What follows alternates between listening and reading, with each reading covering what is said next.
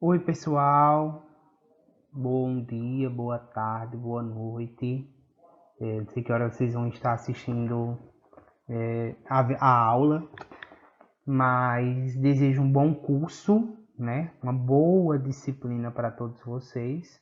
Espero poder contribuir um pouco com os conhecimentos que eu tenho dentro da biologia celular, molecular e patologia, o qual é a minha formação, né? Eu sou biólogo por formação. E então, assim, a grande paixão dentro da biologia é a biologia celular e molecular, visto que ela é a base para todos os processos biológicos, seja ele um microprocesso, seja ele um macroprocesso biológico. Então, assim, é uma disciplina muito boa, é um pouco, como é que eu posso dizer assim, cheia de novos nomes, né? Novos processos, mas é uma disciplina que é apaixonante, até porque você vai interligando uma coisa com a outra e vai tendo um entendimento de funcionalidade, né? De organização, o entendimento do processo do que é a homeostasia para o nosso corpo, para um organismo, tá certo?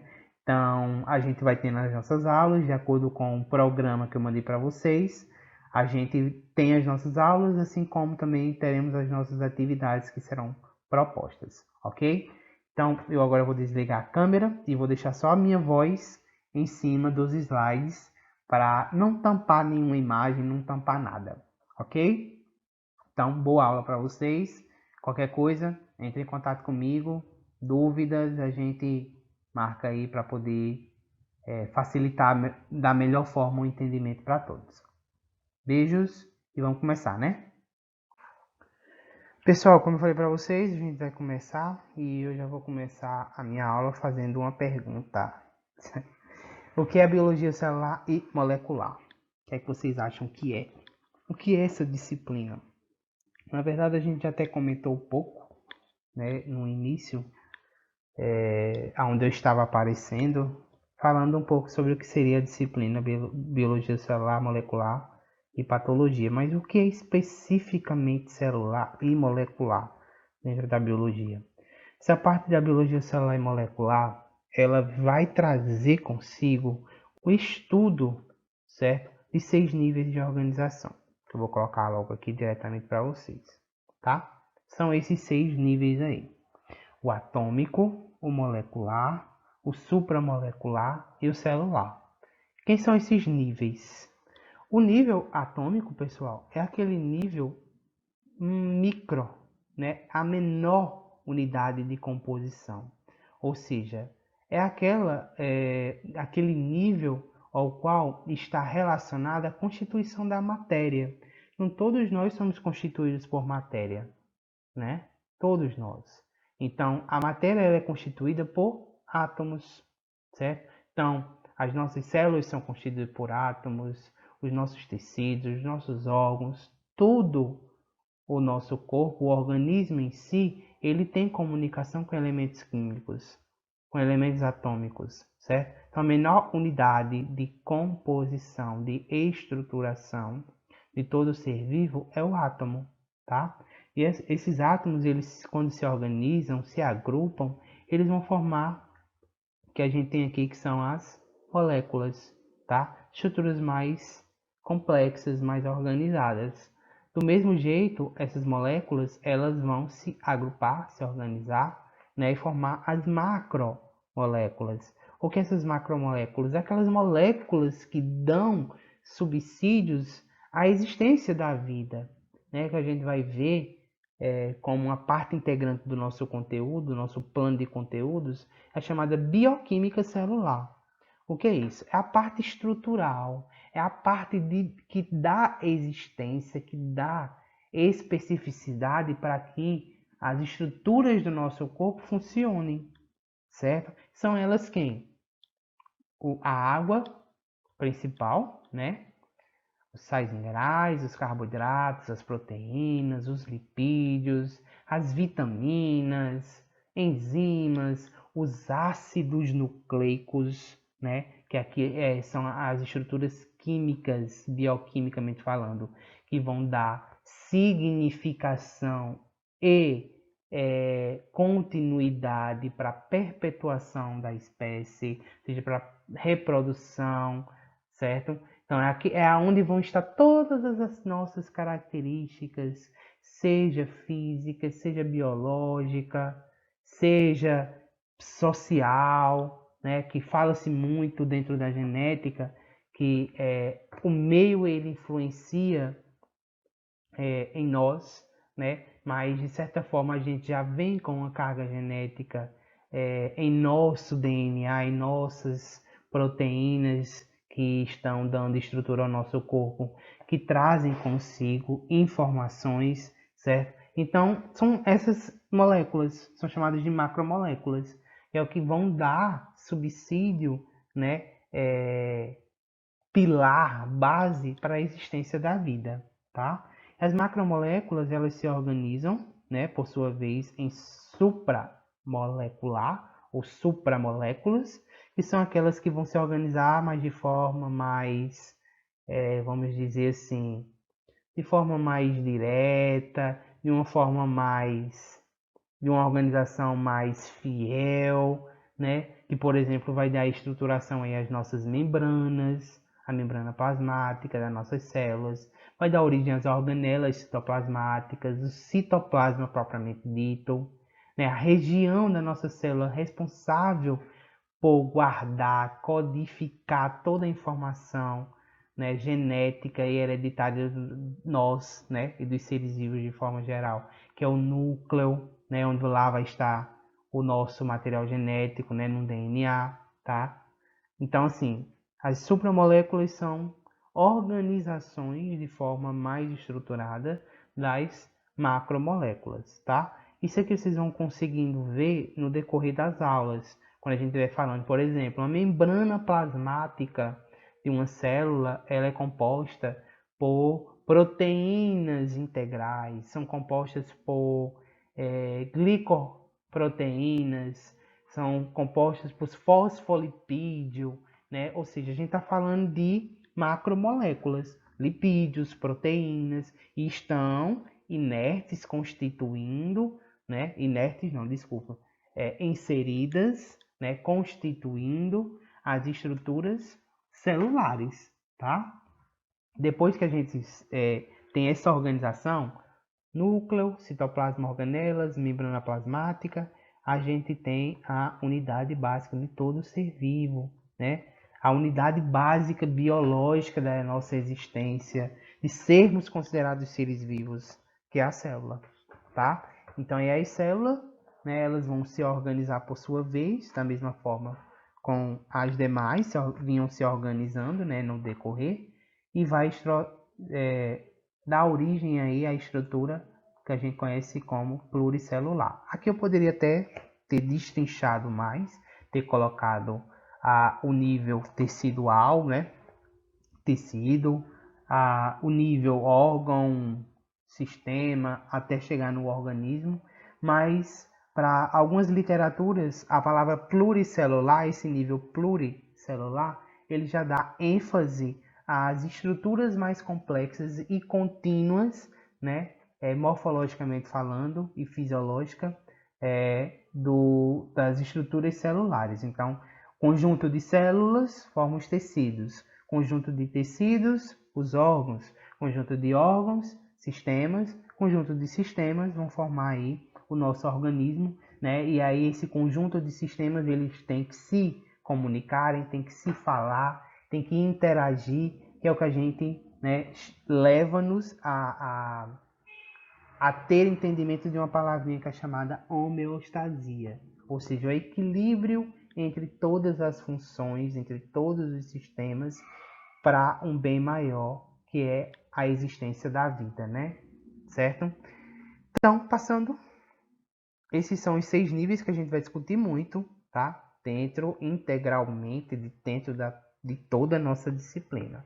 Do início ao fim, a gente vai falar uma ou mais coisas, ou até quase todos os níveis de uma vez só, tá? Então a gente vai estar sempre em contato com todos esses níveis.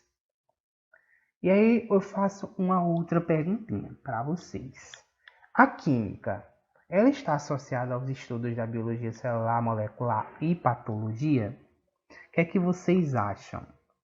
2 segundinhos para pensar. 1, 2, acabou o tempo.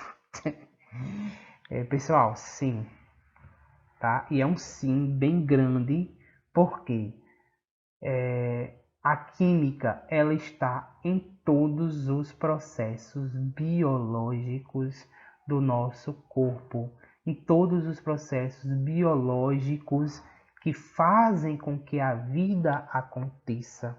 Então não tem como falar de ser vivo se não está também falando da química, tá? Aí fala, ah, meu Deus do céu, uma disciplina de biologia celular que fala de química, ou seja, química com biologia junto, mistura tudo, vai dar um nó no meu juízo.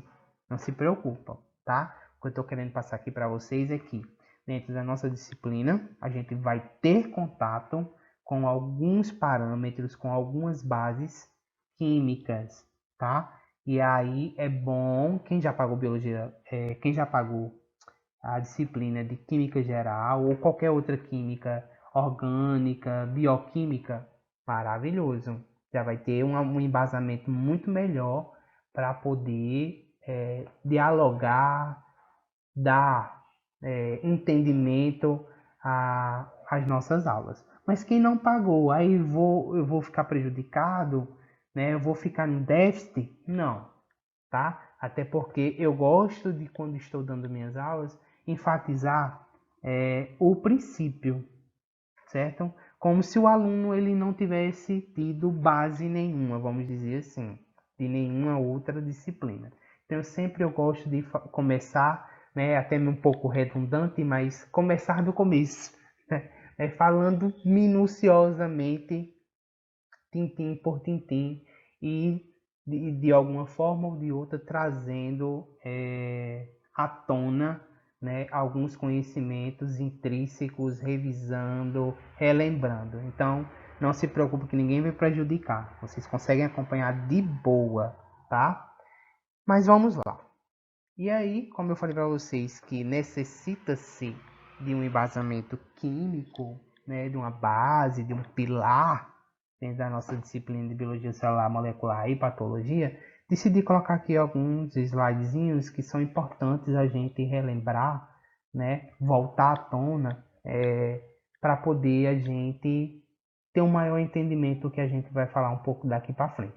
Ah, mas é só isso? Não, certo? Mas de uma forma geral, eu estou resumindo, estou colocando algumas coisas que são bem importantes, bem principais dentro da química, mas com o passar das aulas, a gente vai trazendo outros elementos que forem necessários da química para entrar em discussão dos nossos conteúdos, tá? Então aqui bem rapidamente, falar aqui na menor unidade da matéria, aí a gente volta até lá para o ensino médio, né? Menor unidade da matéria é quem? O átomo. Ou seja, tudo que compõe a matéria é composto por átomos, né? E aí, relembrando a estrutura atômica, pessoal, né? A gente tem um átomo, ele é constituído por duas regiões. A região chamada da região de núcleo e a região eletrosférica, ou a eletrosfera, como queiram dizer, tá? A região do núcleo ela é composta pelas subpartículas que a gente chama de nêutrons e prótons. Essas bolinhas aqui, certo? Vermelhas e azuis. Os prótons eles possuem carga positiva, tá? Enquanto os nêutrons não possuem carga, é carga zero, tá? Vou colocar aqui. É meio difícil escrever aqui, mas a gente vai tentar, tá? Carga zero, tá bom? Vou coisar aqui para não ficar aparecendo um DOF. Carga zero, enquanto os prótons têm carga positiva, tá? E esses dois camaradas eles estão compondo o que a gente chama de núcleo, certo? Essa região central aqui do átomo. E essas bolinhas com esses tracejadozinhos em volta do núcleo, circundando, parecendo uma estrutura planetária que fica girando, é chamada de eletrosfera. E nela estão impregnados, estão contidos os elétrons, certo? E os elétrons, por sua vez, possuem carga negativa, tá bom? Relembrando aqui a estrutura do átomo, quem tiver mais alguma dúvida com relação à questão de átomo, dos modelos atômicos, de estrutura atômica propriamente dita, é bom voltar um pouquinho, pegar um livro aí de ensino médio, voltar algumas aulas aí, ou se quiser entrar em contato comigo, pode entrar também em contato, a gente tenta tirar aí o máximo de dúvida possível, tá? Que é só um lembretezinho de forma mais geral.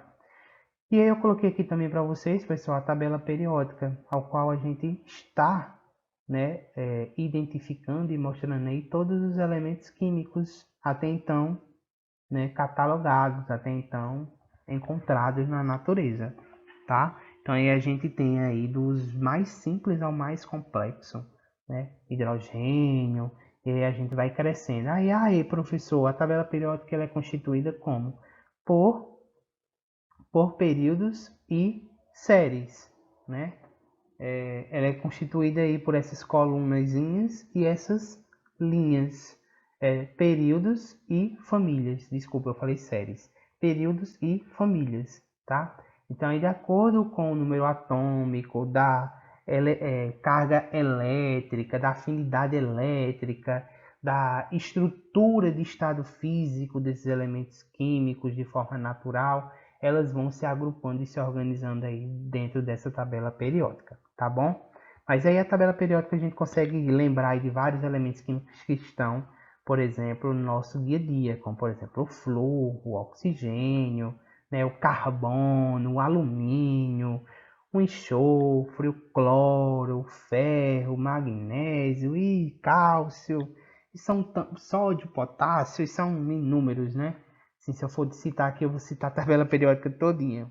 Mas basicamente quase todos estão no nosso dia a dia, né? E estão compondo as nossas estruturas básicas, né, de componentes biológicos do nosso corpo, tá? E outra coisa, pessoal, que é importante frisar dentro da química também, é falar sobre oxidação e redução, assim também como os radicais livres, tá? O que seria a oxidação, Franklin? Porque aqui eu não coloquei nenhum texto, tá? Mas eu vou dizer para vocês. Coloquei mais figuras que é para vocês entenderem, tá? Vamos ficar nessa figurazinha por enquanto. O que seria a oxidação? A oxidação ela é uma perda de elétrons por um elemento químico ou uma molécula, tá? O que vai resultar em uma redução de energia potencial, ou seja, vai reduzir a energia daquele elemento químico. Ele vai perder elétrons, né? Se oxidando, então ele vai perder energia. Enquanto a redução ele é o oposto da oxidação. A redução ela vai ser representada, vamos dizer assim, melhor, né, pelo ganho de elétrons, tá? Enquanto a oxidação ela perde, é uma perca de energia por elementos químicos, tá? A redução ela vai ganhar elétrons e energia, tá? Por sua vez vai ganhar energia. Essa figura basicamente ela mostra isso, tá? Eu tenho aqui um agente redutor e um agente oxidante, tá? E aí aqui a gente tem um elemento químico, o qual, né, ele sofreu uma ação, né, oxidante, desculpa, uma ação oxidante, né, e o elemento aí químico A, ele é oxidado, ou seja, ele perdeu energia, ele perdeu elétrons. Enquanto do outro lado que a gente tem na colunazinha o agente oxidante, né? Eu tenho aí um elemento B, certo? Um elemento que B qualquer. E esse elemento B, ele vai ganhar elétrons, né? Ele vai ganhar energia, tá? E aí a gente diz que B, ele é reduzido, tá certo? Então, a questão de oxidação e redução basicamente é essa daí, tá? E aí a gente vem para um outro conceitozinho que fala sobre a questão de radicais livres, tá? O que são radicais livres, Franklin? Os radicais livres, eles são instáveis, muito reativos e destrutivos para as moléculas vizinhas, que vão atingir aí uma estabilidade quando ganham ou perdem elétrons não pareado para uma outra molécula, tá? Se esta molécula ela for um antioxidante, fala-se muito isso, né? Antioxidante ou substância antioxidante.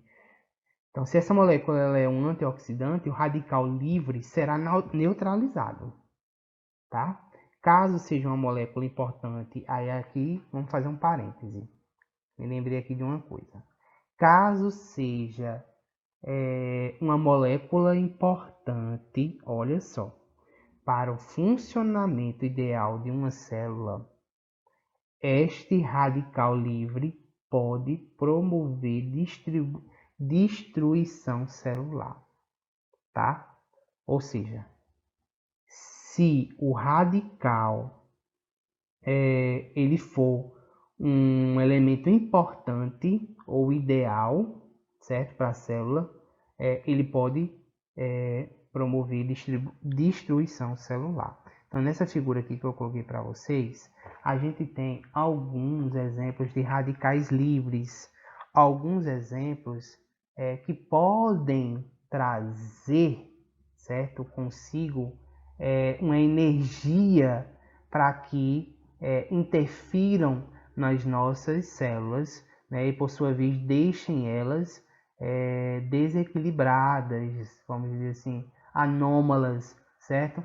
E muito se fala a questão, por exemplo, da poluição, da radiação solar, do próprio metabolismo liberar moléculas de oxigênio, certo? Então, tudo isso são exemplos de radicais livres. Aí vem os antioxidantes. Como assim oxidantes?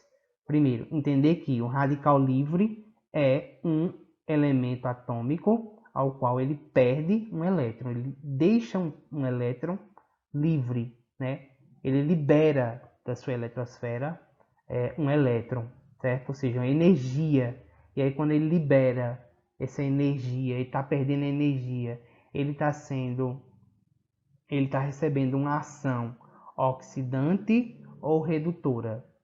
Ele está sofrendo uma ação oxidante, né? Esse elemento aí ele está sendo oxidado, tá? Então ele perdeu energia livre. O que é que acontece? Os antioxidantes, para se equilibrar, né, o radical, né, para poder equilibrar o radical livre, rouba, né, elétrons de outras células. Então os antioxidantes eles pegam e doam um elétron para o radical livre. E aí faz com que esse radical livre ele se neutralize, né, e perca sua atividade nociva. Então tá aqui o oxigênio, que é o exemplo que ele está dando aqui, ele foi se transformado em um radical livre, perdeu um elétron, né? Foi oxidado, sofreu ação oxidante, perdeu um elétron, perdeu energia, ele ficou desestabilizado. Para ele ter instabilidade novamente e não ser nocivo ao corpo, às nossas células, a gente necessita da ação, né, de outras substâncias que a gente chama de antioxidantes. Para esse antioxidante, né, ele vem e faz essa reposição de elétron, o qual o átomo está necessitando para poder ter sua estrutura equilibrada novamente. Então, por isso a importância, né, de ter uma alimentação regrada, ter uma alimentação boa, tá certo? Porque, na grande maioria, todos os alimentos, eles produzem, né, ou estimulam no nosso corpo a produção de substâncias ou elementos químicos, substâncias químicas que são antioxidantes, tá? E aí ajuda com que o nosso corpo, ele não se transforme em estruturas celulares teciduais que sejam nocivas. E aqui, pessoal, eu coloquei para vocês sobre as fontes, tá? Fontes endógenas e exógenas da geração de radicais livres.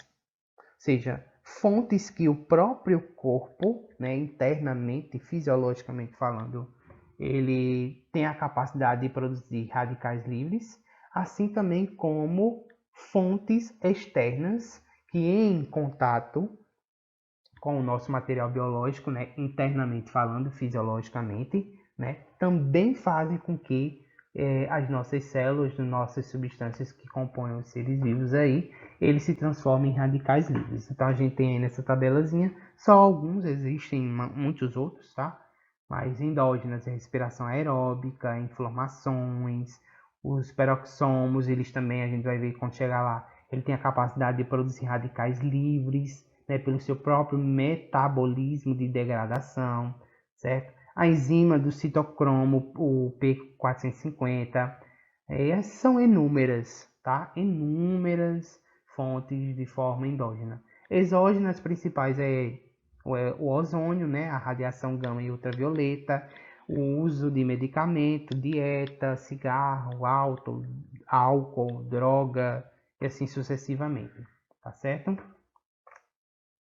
E aí, basicamente, só para poder a gente esquematizar, o que seria um radical livre e um antioxidante, né? Radical livre é esse camaradazinho que tá meio bravinho, querendo lutar, né? E em contrapartida, em ataque à célula, né? E aí vem o antioxidante, como se fosse o juizinho aí, né? O pacificador da luta e fala, parou, acabou a briga, para que a célula ela não seja degradada, para que não aconteça um desequilíbrio homeostático, né? Uma quebra de homeostasia no nosso corpo, tá? E para vocês verem, a gente está falando basicamente, né, de ação antioxidante, célula, mais princípio químico, tá?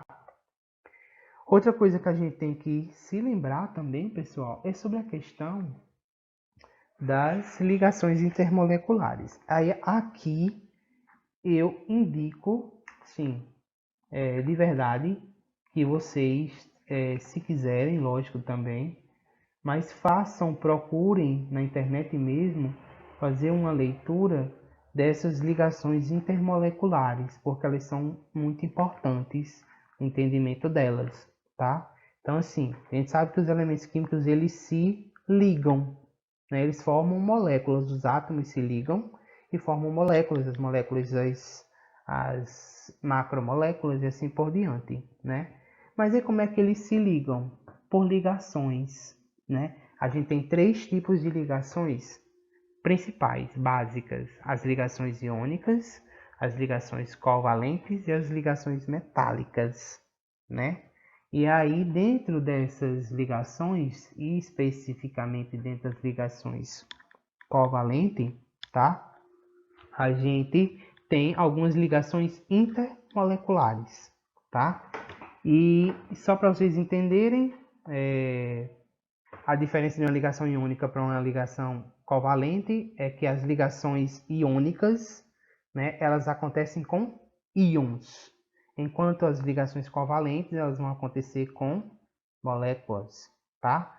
Então aí eu fiz só um pequeno quadrozinho, um esquema, vamos dizer assim, para vocês entenderem os tipos de ligações intermoleculares que existem, tá? Então vejam só, ó, acompanha aqui o raciocínio. Existe algum íon? É uma pergunta, tá? Existe algum íon? Existe, né? No caso, sim. Aí a gente vem para essa próxima etapa aqui. Existe algum íon? Existe. Aí, há alguma molécula polar? Esse íon, ou dentro desse íon, há uma molécula polar? Se sim, a gente tem forças íon dipolo, ou seja, ligação iônica, né, simples, que é chamada de ligações iônicas simples, que podem ser dissolvidas, por exemplo, em água, tá? Íon dipolo. Não há molécula polar, ou seja, não existe molécula polar. Tem íon, mas não tem molécula polar. A gente tem o quê? Uma ligação iônica propriamente dito, certo? Uma ligação iônica propriamente dita. Então, basicamente, ó, se existem íons, ligação Sim, que é representando aqui o sim. Ligações iônicas, tá? Vou colocar um izinho aqui para poder esquematizar o iônicas, tá? E a gente tem aqui, ó, as ligações para esse lado aqui, todas ligações iônicas. Aí agora a pergunta para o outro lado. Existe algum íon? Não, não existe íon. Aí a gente vem aqui para essa próxima etapa, ó. Há alguma molécula polar? Se não existe, né, nenhuma molécula polar, a gente está falando de uma ligação de forças de dispersão. O exemplo forma aí o metano, né, o CH4, certo? Apenas forças de dispersão, tá?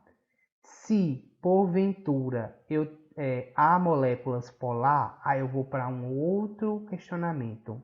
Os átomos de hidrogênio estão ligados por átomos de nitrogênio, oxigênio e flúor, né? Estão ligados entre átomos de oxigênio, nitrogênio e flúor. Sim, né? Se por acaso os hidrogênios estão ligados a esses três camaradas, né? O que é que eu vou ter? Uma ligação por ponte de hidrogênio. Acho que vocês já ouviram falar nessa ligação. São ligações mais específicas, são ligações fracas, certo? Mas ligações por ponte de hidrogênio. E aí a gente tem aí, por exemplo, a amônia, né, como exemplo, formando as substâncias de ponte de hidrogênio, tá? Agora, se os átomos de hidrogênio nessa estrutura molecular polar, né, não estão ligados a nenhum nitrogênio, oxigênio ou flúor, o que é que a gente tem? Forças dipolo-dipolo, tá? Forças dipolo-dipolo. São forças extremamente fortes. São ligações intermoleculares extremamente fortes, ok? E outra ligação também que é muito conhecida, tá? É as ligações por ponte, né, de sulfeto, certo? As ligações por ponte de sulfeto, que, por sua vez, se a gente for analisar aqui pela estrutura da imagem, né, elas vão estar ligando aqui, para esse exemplo, né, estruturas aminoácidas, ou seja, estruturas de aminoácidos, que são unidade básica de uma proteína, entre um aminoácido e outro, certo? Mas aí entre a junção, por exemplo, a unificação das ligações aminoácidas, né, que são chamadas de ligações peptídicas, a gente só tem ligações intermoleculares por ponte de disulfeto? Não, tá? Não. A gente vai ter vários tipos de ligações intermoleculares, tá? Mas uma das que acontecem, por exemplo, das estruturas aminoácidas, são as ligações de sulfeto, tá? Lá na estrutura esquelética, como é chamada, dos polipeptídeos. Isso aqui é só uma revisão rápida, por isso que eu falei para vocês, é bom vocês darem uma olhadinha na parte conceitual, até para fixar, é muito bom. E aqui eu coloquei uma outra parte que é importante a gente entender, porque a gente vai falar muito, né, de algumas nomenclaturas dentro da química orgânica. Por exemplo, determinada estrutura tem uma hidroxila, tem por exemplo, uma estrutura oxigenada, né, vai formar aí, por exemplo, cadeias com radicais, com radicais amino, amida, com radicais de cetona, aldeído, ácido carboxílico. A gente fala muito em algumas nomenclaturas, por exemplo, voltadas à questão interligada à química orgânica. Então é bom também, outra coisa que é legal, quem ainda não pagou química orgânica, dá uma olhadinha, certo? Mas também não se preocupe muito, porque com o passar das aulas eu vou identificando. Aqui essa estrutura aqui, por exemplo, aminoácido, né? A gente vai ver muito, por exemplo, quando chegar lá nos aminoácidos, que a estrutura química do aminoácido, ele basicamente é a unificação, a interligação entre um radical amino com um radical ácido carboxílico. Então, unificação de duas estruturas orgânicas, tá? Eu vou frisando isso no decorrer das nossas aulas. E aí a gente parte, pessoal, propriamente dito, para o nosso conteúdo especificamente já da disciplina, tá bom? Então vamos lá.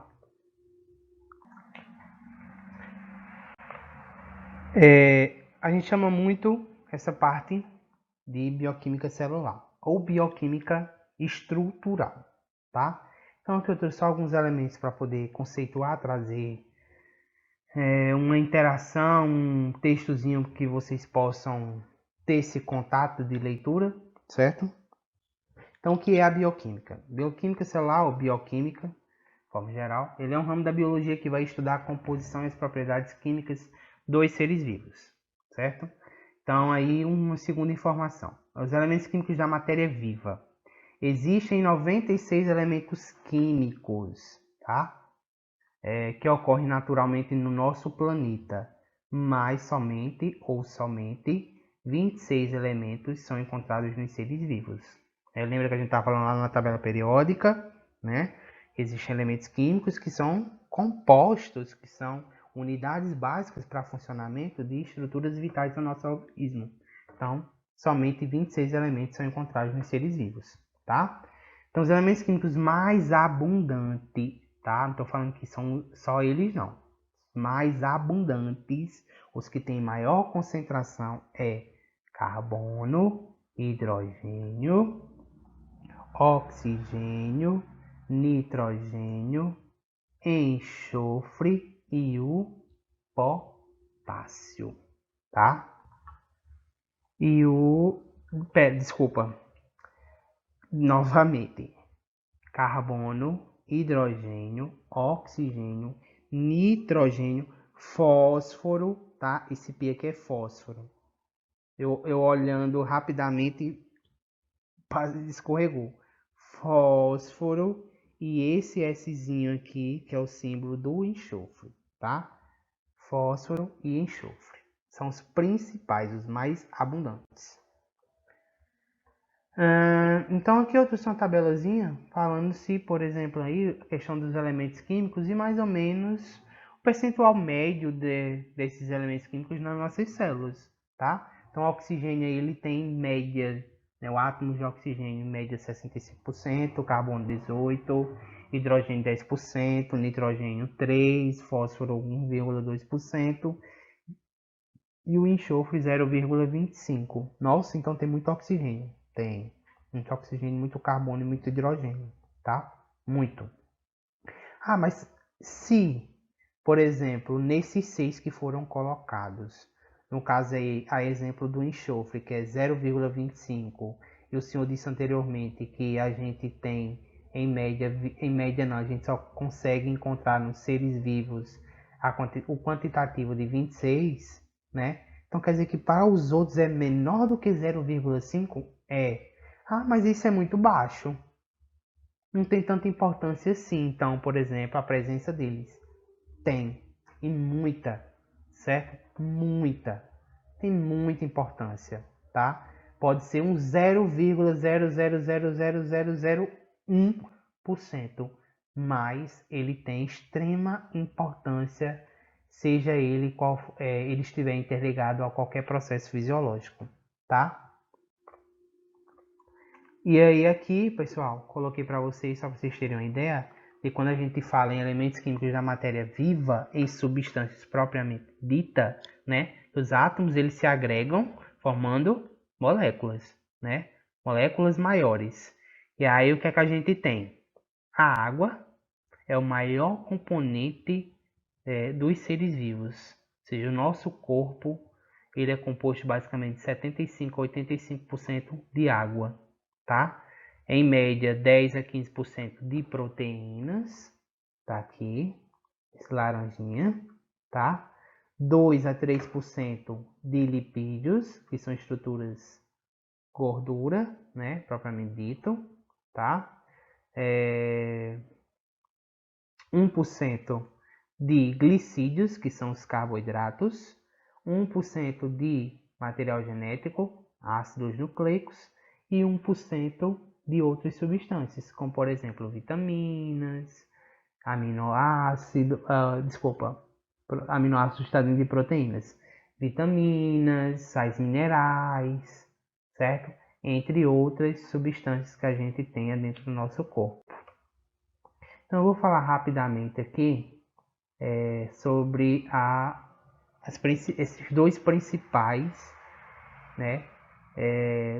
Os três principais substâncias que estão compondo aí todos os seres vivos de forma organizada. Porque essas substâncias elas também se enquadram, pessoal, de acordo com a sua constituição química. Como assim? Todo elemento, toda substância química que é composta por carbono na sua estrutura molecular, ela é chamada de substância orgânica, certo? Possui carbono na estrutura molecular daquela substância, ela é uma substância orgânica. Todas as substâncias que não possuem carbono na constituição, né, na molécula química, ela é chamada de substância inorgânica. E a gente tem dois tipos de substâncias inorgânicas, certo? Vitais, biologicamente falando. Água, e aí vocês conseguem ver carbono aqui na composição química da água? Não tem, é só hidrogênio e oxigênio. Então é substância orgânica, inorgânica. E a gente vai ver mais para frente os ácidos, os sais minerais, que também não tem composição carbônica na constituição, até porque os sais minerais são íons, né? São substâncias iônicas de elementos químicos, não são complexos mesmo moleculares, e sim íons, tá? Então aí, falando da primeira substância inorgânica, que é a água, tá? Onde é que a gente consegue obter esse material? Principalmente alimentos líquidos, sólidos e pela própria água potável. Alimento sólido tem água? Tem. Baixa quantidade, mas tem água, né? Na produção daquele material ali, a gente consegue também fazer essa captação quando a gente faz a ingestão. Composto mais abundante dos seres vivos, tanto é que está aí entre 75%, 80% e 85%, certo? Depende muito da literatura ao qual a gente está estudando, mas nessa média aí, 75%, 70% até 85% do nosso peso corporal é água, tá? E qual é a importância dessa água? Antes da gente dar continuidade. Todas essas estruturas que a gente está falando quimicamente, tá? Elas são estruturas de um olhar estrutural, certo? Um olhar metabólico de funcionalidade, né? De como é os processos, o envolvimento, aí já é uma coisa muito restrita a uma disciplina que provavelmente vocês vão pagar, certo? Que é a bioquímica. E a bioquímica ela trata mais em específico do metabolismo, ou seja, da ação dessas substâncias no organismo. Aqui é mais um contexto mais estrutural para poder a gente entender no encaminhamento, quando a gente estiver falando de célula, falando de algumas patologias, etc. e tal. Então, a importância. Qual é a importância da água? Ela é um solvente universal, tá? Então, por ser um solvente universal, essa molécula possui alta polaridade, certo? E grande poder de dissolver. O que significa dissolver? Mesma coisa que separar os compostos iônicos e polares. Então, ela consegue dissolver grande parte dos compostos existentes, certo? A única coisa que ela não consegue dissolver, por exemplo, aí, né, fazendo aí a visualização de um exemplo muito prático que a gente já tem de conhecimento no nosso dia a dia, substâncias apolares, como por exemplo o óleo, né? Uma gordura. Água e óleo não se misturam, então não consegue dissolver. Agora, se eu dissolvo água e sal, misturo água com sal, água misturada com sal, eu consigo dissolver, né? O sal, ele é, né, o cloreto de sódio, NaCl, ele é um composto iônico, tá? Então, na grande maioria, ela é capaz, vamos dizer assim, de dissolver os compostos existentes, tá? Outra importância, participa de reações químicas chamada hidrólise, por meio de um processo hidrólítico, certo? O que significa hidrólise? Hidrólise, pessoal, é a quebra pela água. Exemplo, a gente vai ver lá mais para frente que a sacarose, carboidrato do tipo disacarídeo, certo?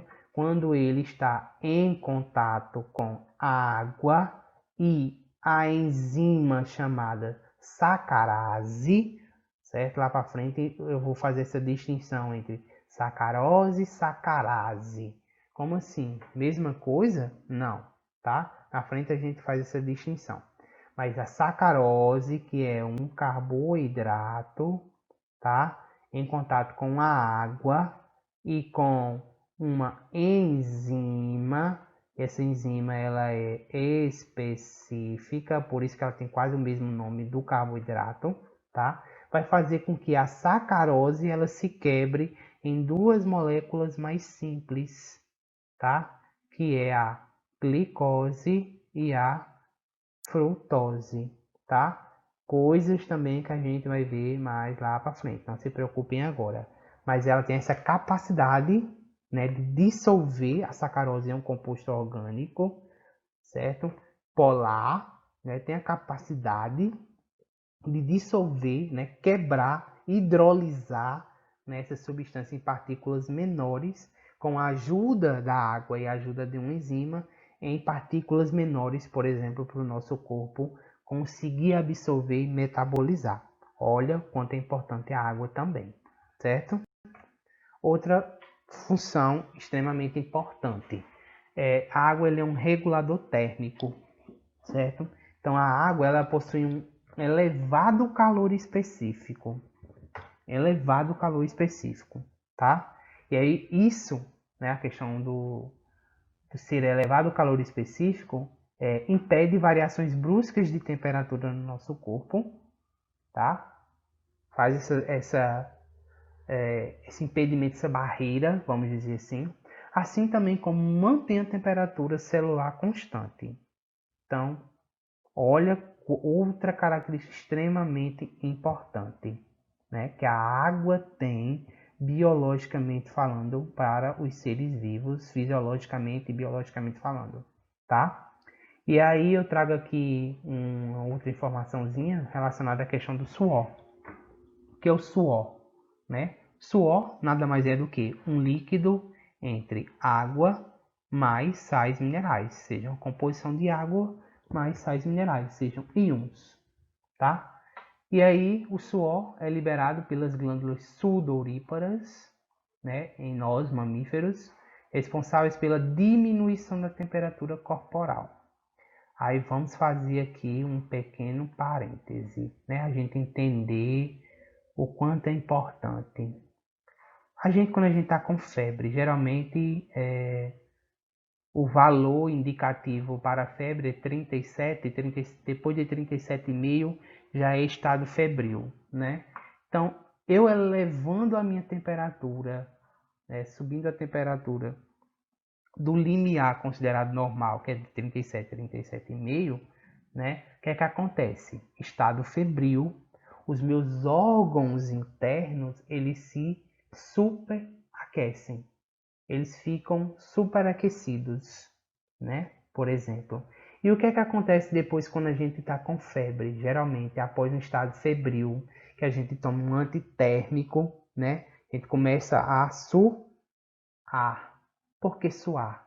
Que a gente consegue eliminar calor, né? Regular a temperatura interna do nosso corpo após um processo fisiológico anormal, que é a febre, né? Por meio do suor, certo? A gente retira calor interno dos nossos órgãos, do nosso sistema, a partir do suor. Tanto é que a gente toma o antitérmico, toma aquele chazinho, né, em casa às vezes, que serve com ação antitérmica, e após aquele contato, né, do medicamento, da droga, do chá, seja lá o que for, a gente tem aquele estado de suor, né, de eliminação de suor, de suar muito, né? Quando a gente está em estado febril, é o contrário, é o inverso, a gente fica friento, né, com calafrio, né? Quando o estado térmico, vamos dizer assim, está começando a ser regulado, né? Eu começo a eliminar calor, dissipar calor internamente falando, para o meio externo, através do nosso suor. Do mesmo jeito é quando a gente, por exemplo, faz uma atividade física, tá? Uma atividade física também tem isso. Eu estou ali fazendo a caminhada, correndo uma esteirazinha, né? Ou seja, lá fazendo qualquer atividade física, eu começo a suar. Por quê? Primeiro, os batimentos cardíacos aumentam, né? Após o aumento dos batimentos cardíacos, há uma necessidade ou uma ausência, também a gente pode falar dessa forma, de uma específica oxigenação em determinados órgãos. E aí esses órgãos eles tendem a aquecer. E aí um processo regulatório que o nosso corpo tem para poder equilibrar a temperatura interna dos órgãos que estão superaquecidos na atividade física é também eliminar, né, dissipar calor interno para o meio externo através do suor, mesmo processo fisiológico. Então, olha só quanta coisa importante, né? Até então a gente está vendo agora com relação à água, tá? Transporte de substâncias, outra coisa importante. A água ela ajuda aí a transportar substâncias, seja alimentos junto lá com a nossa saliva, né, lá dentro do estômago com suco gástrico, alguns líquidos, por exemplo, que são produzidos pela bile, né, suco pancreático pelo pâncreas. Então, tem água. Então, necessidade de transporte e digestão de alimentos. Também transporte de substâncias através dos gases respiratórios. A gente não respira oxigênio puramente, a gente respira vapor d'água junto também, né, no processo de inspiração, ou seja, a entrada de oxigênio, gás oxigênio aos pulmões, também vai vapor d'água, ou seja, água no estado gasoso, tá?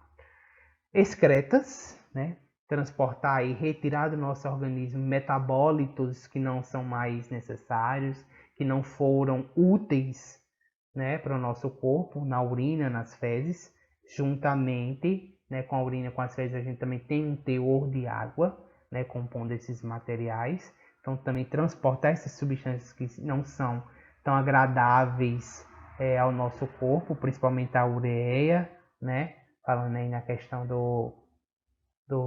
das excretas de forma específica a urina, tá? E a gente pode puxar aqui, por exemplo, também a importância dela, voltada agora saindo do ser humano, por exemplo, em uma planta, transportando matéria orgânica, que é o alimento, né, que a gente chama de seiva, para as plantas, né?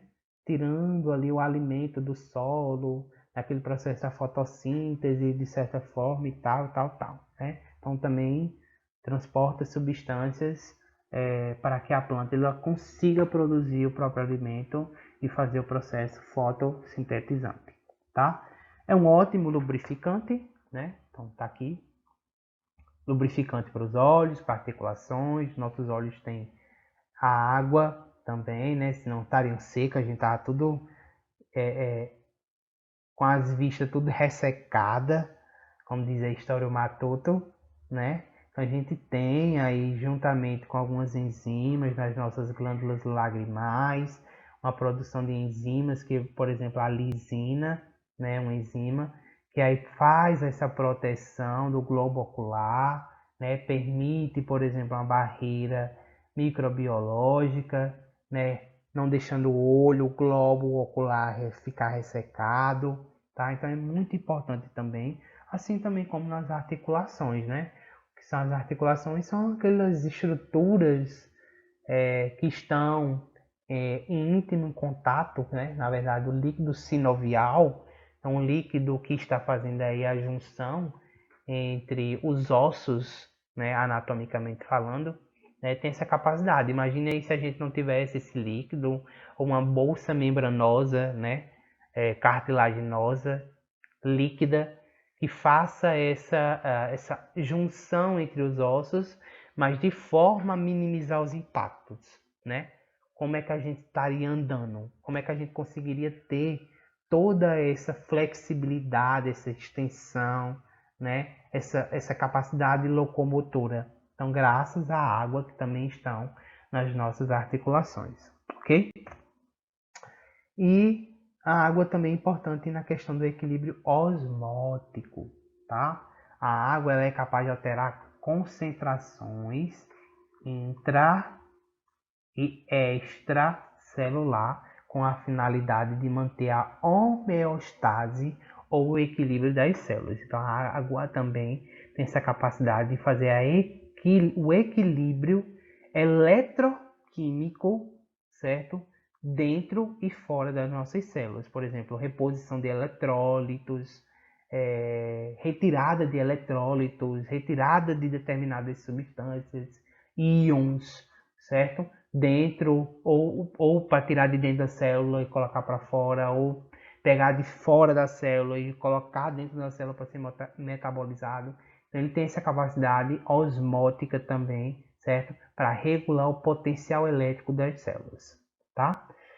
E para poder a gente finalizar, a gente tem fatores que influenciam a quantidade de água no organismo. Finalizar a parte de água, tá?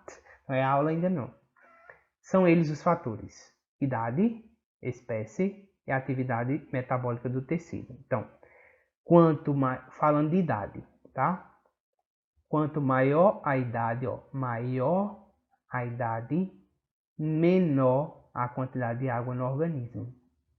Exemplo, um feto, ele tem estimativamente aí 94% do corpinho dele de água. Um feto, um recém-nascido, por aí, né? 90%, tá? Aí por quê? A gente falou naquela hora 80, 70, 75, 80, 85, por aí, um feto, um recém-nascido, ou o próprio embrião, de certa forma, tem esse quantitativo tão alto de água, exatamente porque não forma estruturas ósseas, né?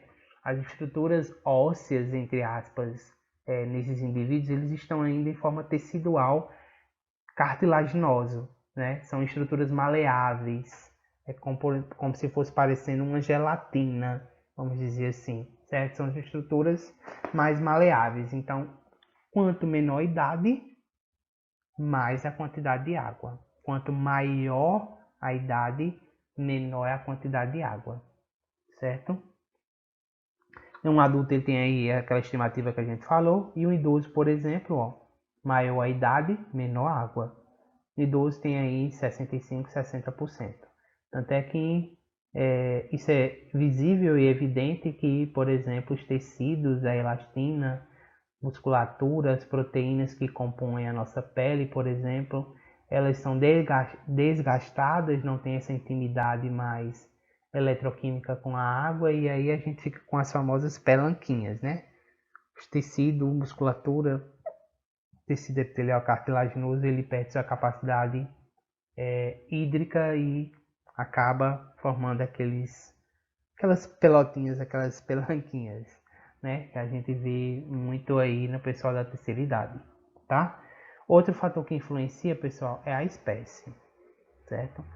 Tem espécies que possuem muito quantitativo de água, espécies que têm um quantitativo muito menor, tipo o homem. O homem tem em média aí 70%, né, de água. Mas olha só uma água viva, que é um animal aquático, né, um animal extremamente simples, mas tem um quantitativo de água muito maior. É 98% de água e 2% de proteína. basicamente, né? Acho que tem outros, mas basicamente é essa proporção, tá? E uma semente, por exemplo, de uma planta que tem 15% de água. Então, a depender da espécie, também há variações com relação ao quantitativo de água, tá? Outro fator é a questão do metabolismo. Aí é que eu faço aquela analogia para vocês entenderem de forma melhor. Olha só, quem trabalha mais? Né? Vamos pensar aí, eu tenho um trabalhador A e B. O trabalhador A, ele recebe o mesmo quantitativo salarial do que um trabalhador B. A, trabalhador B. O salário dos dois são iguais. Mas sendo que A trabalha muito mais do que B. B trabalha, sei lá, 10 horas por dia. Enquanto B né, trabalha 10 horas. Enquanto A trabalha 20 horas. Ou seja, o dobro. Né? Quem é que deveria receber mais? Não seria A, já que A trabalha o dobro do que B trabalha? Sendo que os salários deles são equivalentes, são, né, iguais. Então, fazendo essa analogia, é do mesmo jeito a quantidade de água. Quanto maior o trabalho, tá? Quanto maior o trabalho do órgão, maior é a quantidade de água que ele tem, certo? Então é uma coisa aqui que foge dessa ideia que eu estou querendo apresentar aqui para vocês. Só foi para poder contextualizar e a gente entrar aonde eu queria. Quanto maior o trabalho, quanto maior o metabolismo é a mesma coisa que trabalho, maior é a quantidade de água no órgão, certo? Então eu tenho, por exemplo, encéfalo, músculo, dentina. Quem é que tem um maior metabolismo? Encéfalo, né? Encéfalo. Em relação aos músculos e em relação à dentina. Agora, se eu tivesse pedindo uma comparação entre, por exemplo, qual dos órgãos possui o maior quantitativo de água?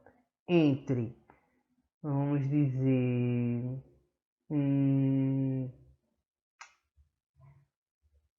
o esôfago ou o estômago. Esôfago e estômago. Qual desses órgãos tem o maior metabolismo, o maior trabalho? O estômago, né? Ele tem o maior trabalho para poder fazer a digestão propriamente dita dos alimentos em relação ao esôfago. Então, o quantitativo de água do estômago em relação ao esôfago é bem maior, tá? Então, são esses 3 pontos aí que trazem aí os fatores influenciadores da quantitativa de água. Sais minerais. Então aqui, pessoal, nos sais minerais também é uma substância inorgânica, certo? Não é composta por carbono, então é inorgânica, tá? E juntamente com a água formam um grupinho. Então, substâncias inorgânicas formadas por íons, como eu falei para vocês anteriormente.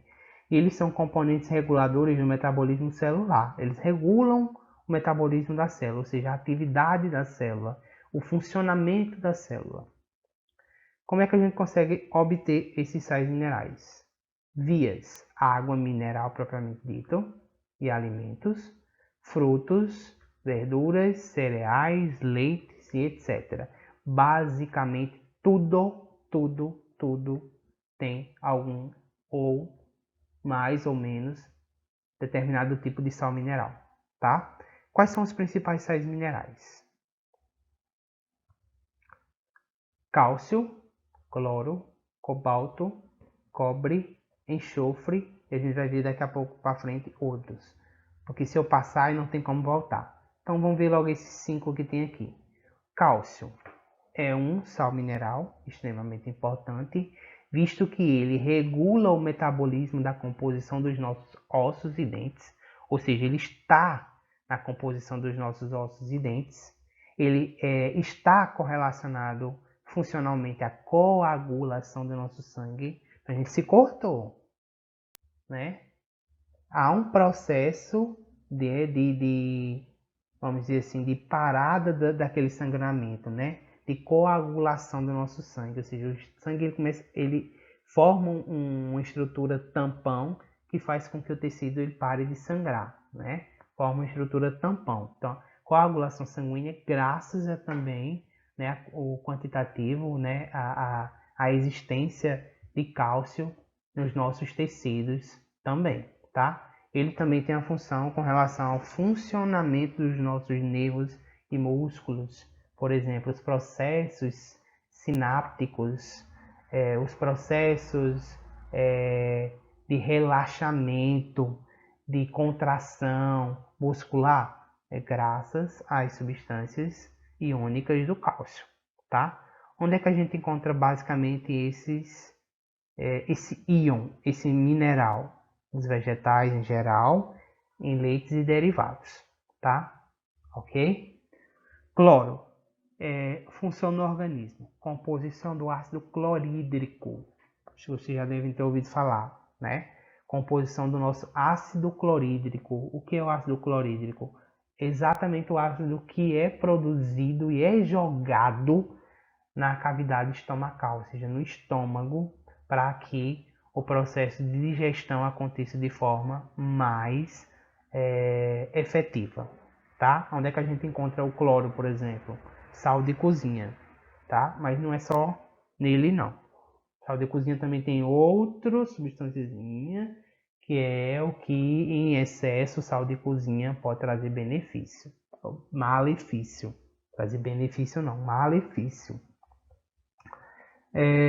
O cobalto, né? Função no organismo, componente da vitamina B12, a cobalamina, né? Ajuda aí na produção das hemácias, então é extremamente importante também. Ele faz parte, juntamente com os compostos do complexo hemo, para poder fazer a hemoglobina, e o sangue ser um sangue, vamos dizer assim, de forma, um sangue, não vou dizer que seja produtivo, mas um sangue de qualidade, né, que tem uma atividade eficiente, certo? Que consiga captar lá nas suas hemácias um oxigênio de forma eficiente, levar, circundar, ter sua viscosidade.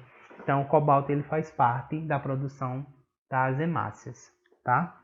É o que vai carregar aí, por exemplo, o oxigênio no nosso sangue. O cobre, né? Formação da hemoglobina, que é o que dá a pigmentação vermelhada, por exemplo, ao nosso sangue. E o que vai estar associado também à questão do cálcio, outro elemento químico que a gente viu agorinha, tá? O cálcio e o cobre, eles estão em associação, tá bom? O enxofre no controle da atividade metabólica. Então, atividades metabólicas tipo da digestão, no processo de excreção, certo? Então, o enxofre é muito importante. Outros elementos. Ferro, certo? Aqui eu faço um parêntese porque o ferro ele é componente da hemoglobina, assim também como o outro que a gente viu atrás, né? Que é aí o cobre, né? Por exemplo, tá? E ele é o responsável pela respiração celular. Ou seja, se ele não tem na minha hemoglobina, na minha hemácia, não tenho o ferro, eu não tenho como captar oxigênio nessa minha hemácia para poder ser levado aos tecidos. Então, é como se fosse um agente regulador para que o oxigênio consiga se fixar na minha hemácia, tá? Ferro, já falei, tá? Flúor, componente dos ossos e dos dentes. Fósforo, componente dos ossos e dentes também. O iodo, componente dos nossos hormônios da tireoide. Eles ativam o metabolismo, tá? Eles ativam todas as glândulas do nosso corpo. A necessidade do iodo nos nossos tecidos, nas nossas células, é porque eles conseguem metabolizar todas as atividades hormonais, em específico, por exemplo, a tireoide, tá? E aí a gente pode até citar uma patologia que é chamada bócio, ou popularmente como é chamada de papeira, né? Por exemplo, a ausência do iodo no organismo, ele faz com que a nossa tireoide ela aumente o seu tamanho, ela cresça. Não é cachumba, tá? Não é cachumba. Mas ele aumenta o tamanho, a glândula ela aumenta o tamanho dela para poder ter uma dimensão maior, certo? De conseguir captar o máximo possível de iodo que vier da alimentação, da água, ou qualquer ingesta de alimento que eu fizer. Então, a tireoide ela aumenta o seu tamanho, é chamado de bócio essa doença, tá?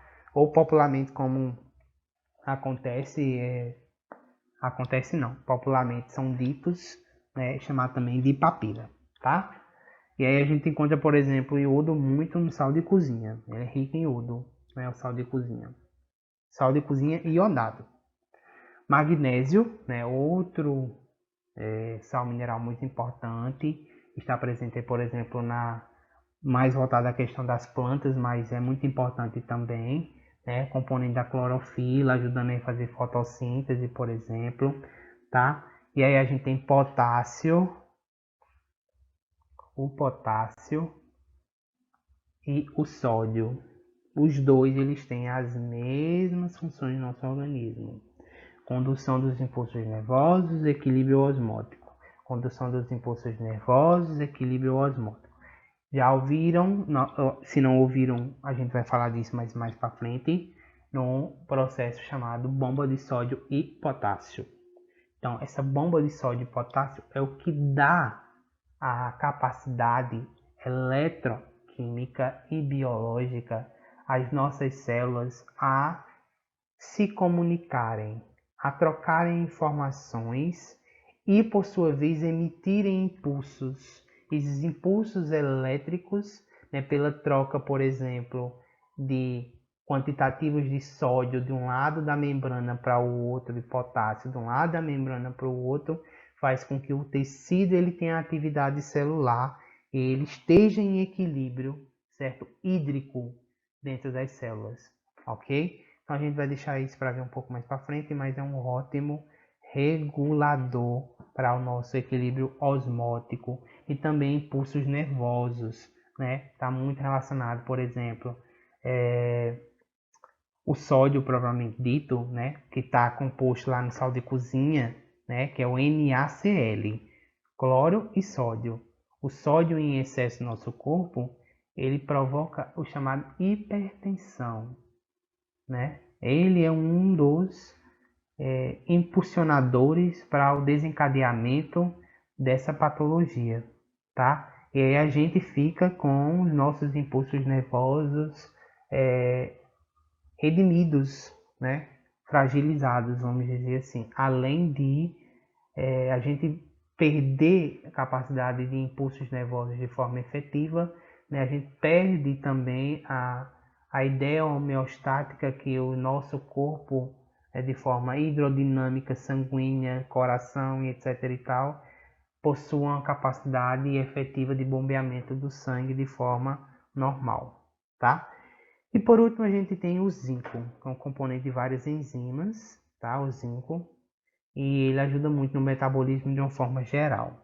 Né? Alimentos ricos em zinco, ele ativa o sistema imunológico, por exemplo, quando a gente toma as vitaminas C mais zinco, né? O zinco ele ativa de uma forma mais efetiva o nosso sistema imunológico, as células, né, que compõem o nosso sistema imunológico, tá? E aí a gente aqui vai para o nosso último tópico, que é dentro do proposto para a aula de hoje, que são os carboidratos, tá? E aí antes, só revisando, a gente tinha falado anteriormente, água e sais minerais são substâncias inorgânicas. A partir de agora a gente vê as substâncias orgânicas, carboidratos, lipídios, proteínas e os ácidos nucleicos de forma geral, tá? Então aí, que são substâncias orgânicas? Possuem átomos de carbono ligados covalentemente, além de hidrogênio, oxigênio e nitrogênio, certo? E vão desempenhar inúmeras funções nos nossos seres vivos. É o que eu falei, é estrutural, certo?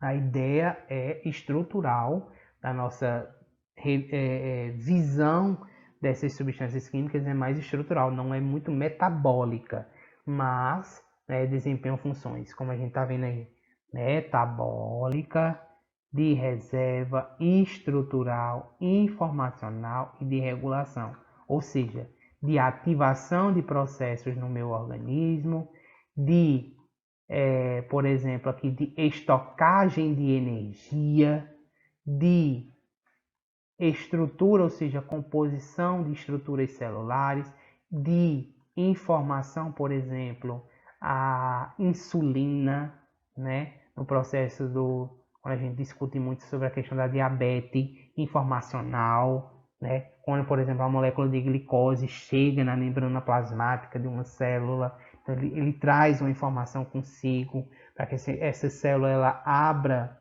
uma proteína integrada e essa glicose entre, faça seu ciclo de metabolismo, virando piruvato, passando por inúmeros processos oxidativos, até virar energias na forma potencial que a célula gosta, que é o ATP. Então ela é informacional também, certo? Essas substâncias, e reguladora, que regulam alguns processos biologicamente falando, tá? Então, e os carboidratos? Sinônimos. A gente pode os carboidratos podem ser chamados de hidratos de açúcar, hidratos de carbono, açúcares, glicídios, aí faço até um parentezinho, em carboidratos a gente chama glicídios. Lá em lipídios a gente vai ver os glicerídeos, tá? Para não ter essa confusão. Glicídios, carboidratos. E também podem ser chamados de glucídeos, tá? Glucídeos. Os carboidratos, pessoal, eles são organizados em 3 tipos: monossacarídeos, disacarídeos ou oligosacarídeos, como queiram, e os polissacarídeos, tá? Os monossacarídeos são os carboidratos de forma simples, estrutura química orgânica simples, tá? Onde eu tenho carbono, hidrogênio e oxigênio na composição química. Sendo que esses N que vocês estão vendo aqui, CN, H2N, ON, esses N é o número de carbonos, tá? Que varia de 3 a 7. Ou seja, se aqui, nesse primeiro T, eu tenho aqui um carboidrato monossacarídeo que tenha 6 carbonos, então significa que eu vou ter quantos hidrogênios? 2 vezes 6, N é 6. Eu vou ter quanto? 12. E aqui do mesmo jeito, já que o oxigênio ele está em correlação para N, eu vou ter também 6 oxigênios, tá? Tá aqui, ó, um exemplo. Não estava nem vendo aqui, ó. Por exemplo, a gente tem essa estrutura química chamada de hexose, certo? São as mais importantes, as pentoses e as hexoses, tá? A gente vai ver agora. As pentoses. Quem são essas pentoses? As pentoses são todas elas as estruturas que pente lembra de 5, então que vão ter 5 carbonos na sua estrutura, um monossacarídeo, só que sua estrutura química vão ter 5 carbonos, tá? E elas, as pentoses, elas estão voltadas aos nossos materiais genéticos, ribose, RNA, e o desoxirribose, formação do nosso DNA, material genético propriamente dito, tá? E as hexoses são aquelas que possuem 6 carbonos na sua estrutura molecular, tá? E aí a gente tem aí os que a gente conhece muito, Glicose, frutose são os principais hexoses dentro dos monossacarídeos, tá? Então a glicose é fonte de energia para as células. E aí eu faço aqui um parênteses já para vocês, certo? Energia primária, tá? Energia primária. Então, toda energia primária que o nosso corpo necessita, ela advém do carboidrato na sua forma de glicose, tá? De glicose. Outra coisa, nosso corpo, nosso organismo só absorve carboidratos na forma de glicose. Não consegue absorver em outro formato, tá? Tá, mas eu ingeri um alimento na forma de frutose. Esse alimento, frutose, vai sofrer ações oxidativas e redutoras para se transformar em uma glicose e aí sim o organismo conseguir, certo? Captar ele lá no lume intestinal, tá? Então, produto final da fotossíntese também é a glicose e sua decomposição ela fornece energia para a fabricação de moléculas de ATP. A ATP é energia potencial que o nosso corpo utiliza. Nosso corpo, mais especificamente as células, tá? Frutose. A frutose provém do sabor açucarado das frutas, tá? Então, o açúcar natural das frutas é um carboidrato, que a gente chama de frutose, e ela é transformada, a frutose, ela é transformada lá no fígado. A frutose transformada em glicose. Lembra que eu falei? Corpo só absorve, vou botar até uma setinha assim, no formato de glicose, tá? Corpo só absorve no formato de glicose. Ah, mas eu ingeri uma fruta, tem glicose? Não, frutose. E como é que o meu corpo vai captar esse açúcar da frutose? Vai converter frutose em glicose no fígado, certo? E aí tem a ação de várias enzimas, várias substâncias que fazem com que a frutose oxide e vire uma glicose propriamente dita e potencialmente capaz de ser absorvida. Outro monossacarídeo que a gente tem é a galactose, tá? A galactose, ele é o açúcar, vamos dizer assim, o sabor adocicado de forma natural do leite da vaca, tá? A galactose, tá? É encontrado no leite. E ele se transforma em glicose também no fígado. Tomei um copo de leite que tem galactose, né? Mas propriamente dito, o que tem no leite não é a galactose, é a lactose, que a gente vai ver nos próximos slides. Mas aí eu tenho que quebrar primeiro lactose em glicose e galactose e depois transformar a galactose em uma glicose. A gente vai ver daqui a pouco, próximos slides, tá? E aí eu tenho os disacarídeos. Quem são os disacarídeos? São estruturas mais organizadas, mais complexas, e vocês podem ver que os outros que a gente tinha era C, por exemplo, 6H12O8, né? C6H12O6, O8 não, O6, certo? C6H12O6, que era um monossacarídeo. E aí aqui eu tenho C12H24O12, dobro, né? Um dobro, e exatamente isso. Viu, pessoal? Exatamente isso, é o dobro. Ou seja, os disacarídeos são a união de dois monossacarídeos, tá?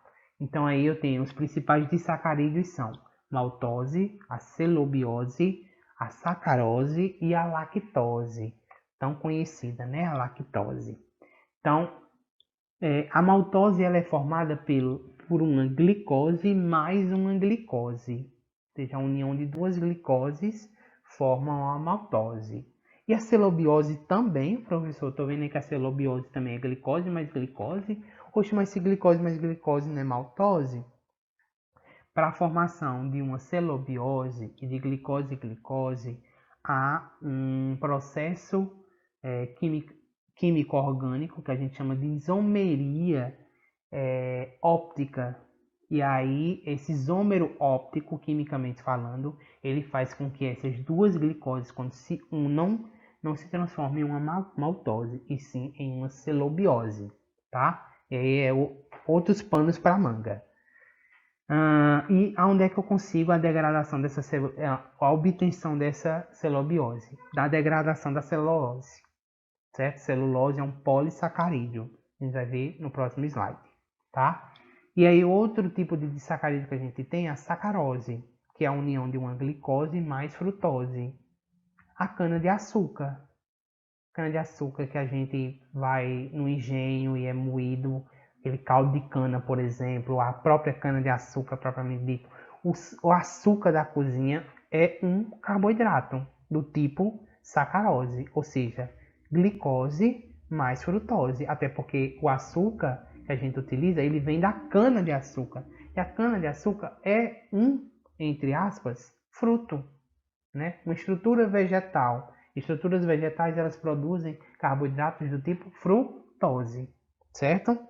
E outro, que é o mais conhecido, é a lactose. A lactose é formada por uma molécula de monossacarídeo, glicose, e outra de galactose. Glicose mais galactose, ou seja, açúcar do leite mais aquele açúcar de forma, né, integral, glicosicamente falando, né, de forma, vamos dizer assim, diferenciada daquele açúcar que a gente tem, que é da sacarose, tá? Então, onde é que a gente encontra esse carboidrato? Basicamente, o açúcar do leite, tá? E aí, trouxe aqui para vocês para a gente discutir sobre a intolerância à lactose. Então, a intolerância à lactose, a lactose propriamente dita, ela é um disacarídeo, né? C12H24, desculpa porque teve um errozinho aí, certo? C12H24O11, o O11 tá certo, mas o H é 24. Esse H, ele é duas vezes o número de N. Então, se N é 12, então tem que ser 24. Foi um errozinho aí, certo? Deixa eu ver se eu consigo colocar um 4 aqui em cima desse 2. Bem grande. Mas ficou, certo? 24. E o O11, mas não é igual, certo? Mas aí tem essa variação, essa modificação para a lactose, ela tem 8 oxigênios, não 12 normalmente. É até aquele limiar máximo, certo? Mas podem ter variações. União de dois monossacarídeos, a gente já viu que é a glicose e a galactose, e é o açúcar do leite. E o que é para a gente poder entender o que é intolerância à lactose. Só para antecipar, pessoal,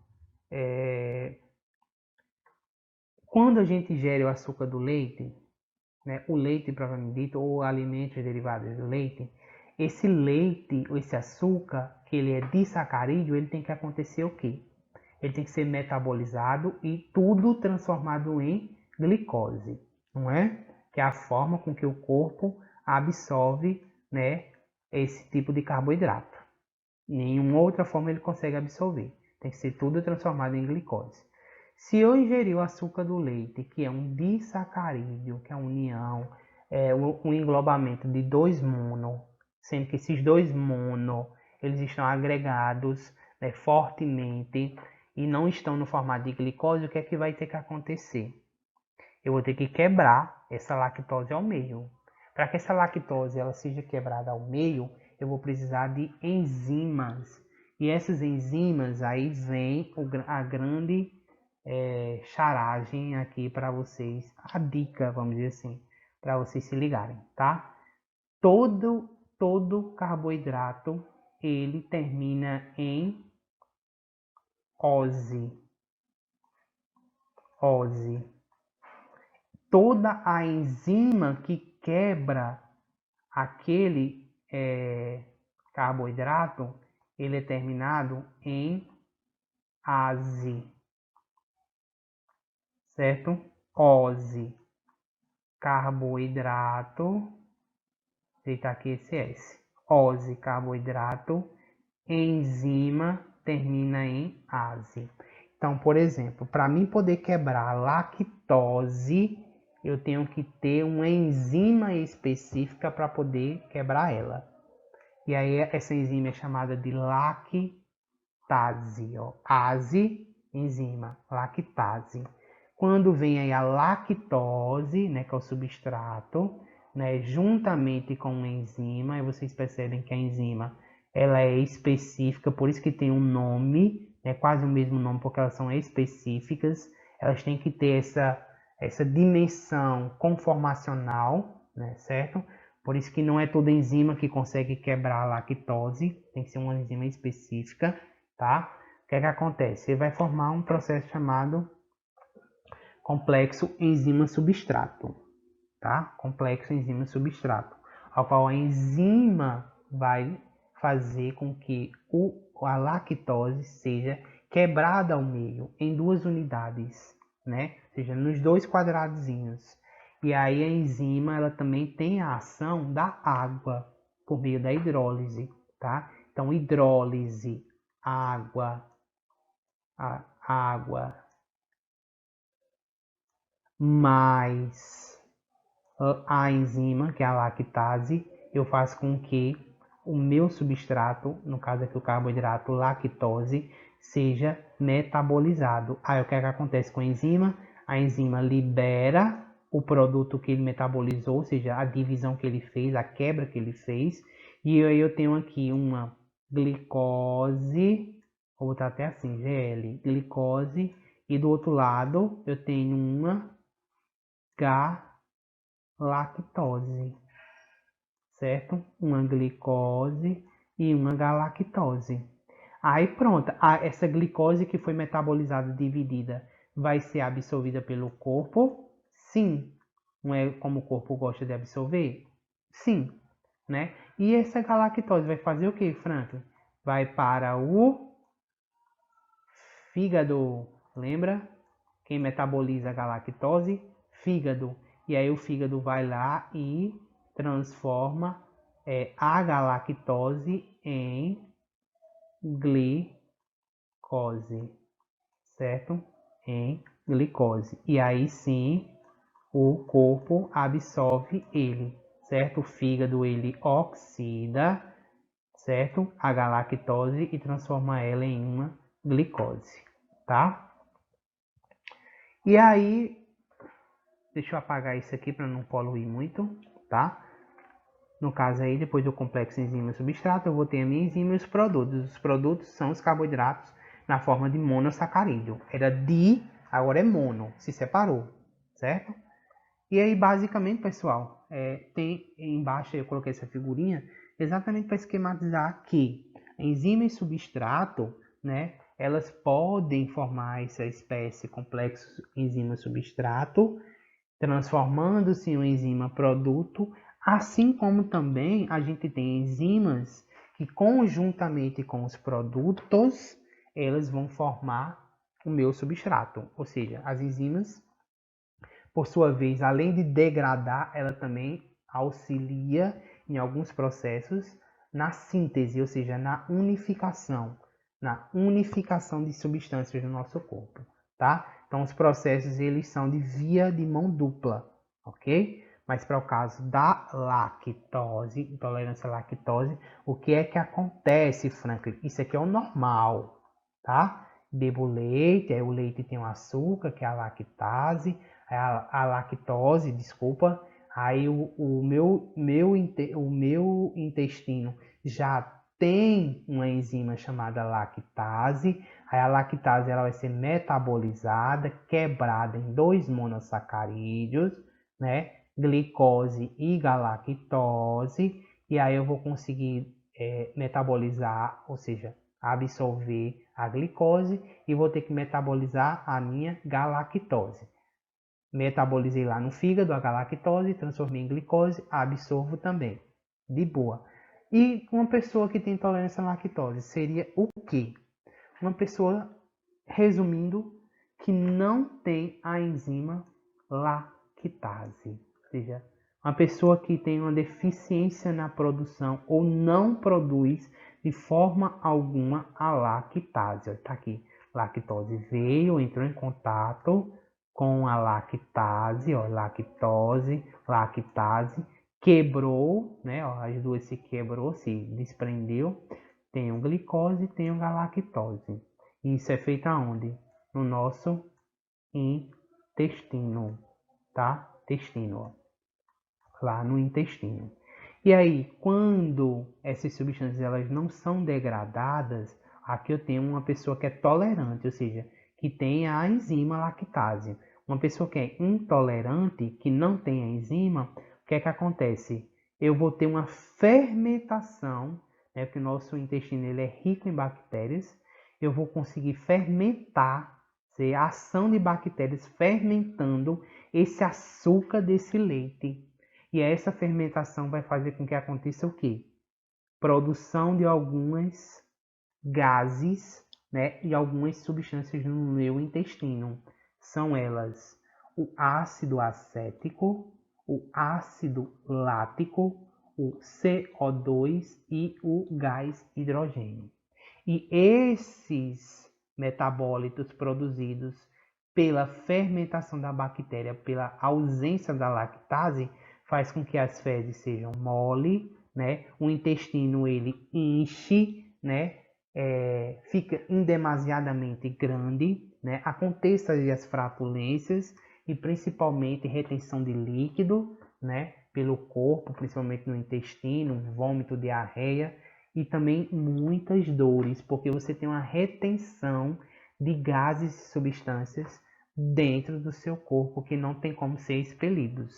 E aí você sofre um pouquinho para poder essas substâncias serem degradadas a nível intestinal. Então, uma pessoa que é intolerante à lactose não tem a enzima específica para metabolizar a lactose, certo? Lactase, enzima. Lactose é o carboidrato, tá? Frisando novamente, pessoal, que é importante isso. Meu corpo, o organismo, só absorve as substâncias na forma de carboidrato, que é a fonte primária, principal, na forma de glicose. Então, tudo que não for glicose vai ter que ser transformada, tá? Cabe fazer esse ressalvo.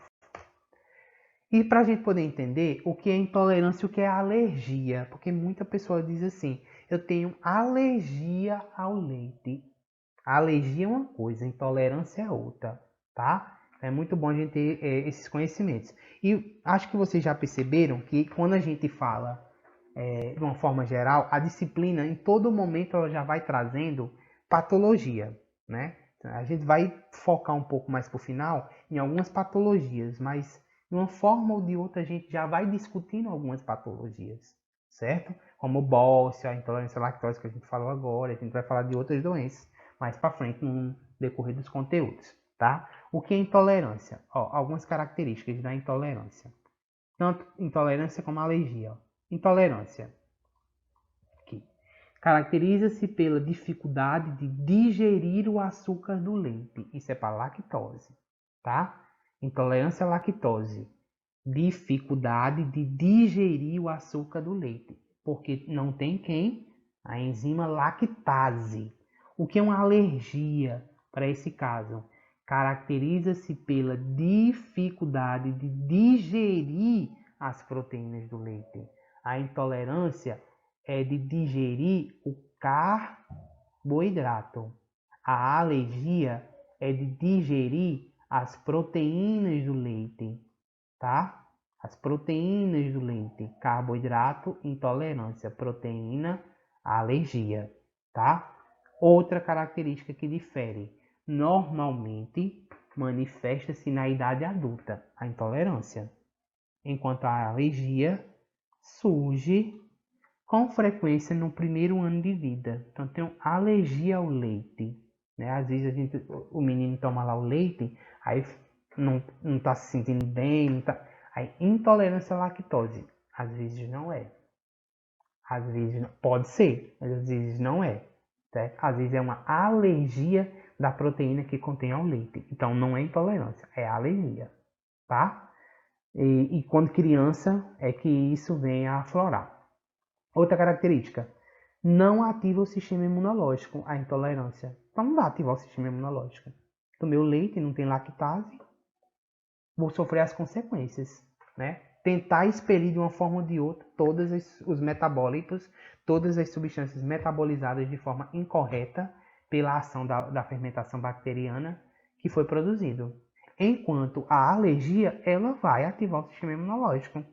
Ela vai levar anticorpos para o local ao qual está sendo demasiadamente sendo degradado, sendo inflamado, tendo um contato de forma nociva, tá? Então, alergia.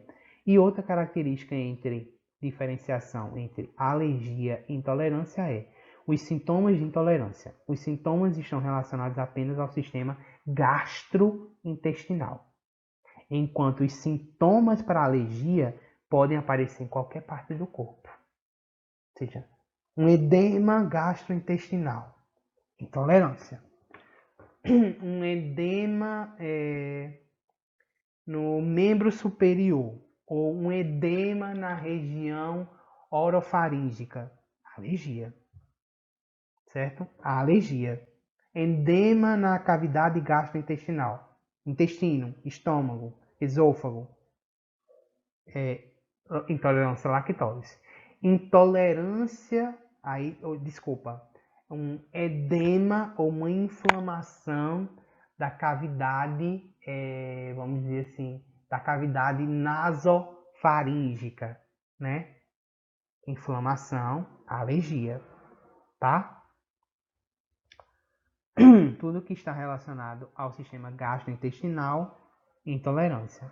Outros órgãos do corpo é alergia, ok? E para poder a gente finalizar, tem esses últimos slides que vão falar dos polissacarídeos. A gente viu monossacarídeo, disacarídeo, união de dois monossacarídeos. E os polissacarídeos, pessoal, é a união de centenas e até milhares de monossacarídeos.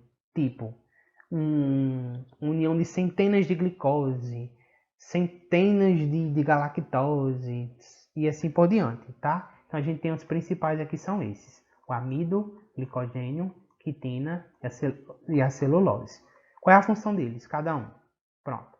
Amido, reserva energética das plantas e das algas, formado a partir de ligações entre centenas de glicose, fonte mais importante de carboidrato para o homem, tá? É a fonte mais importante.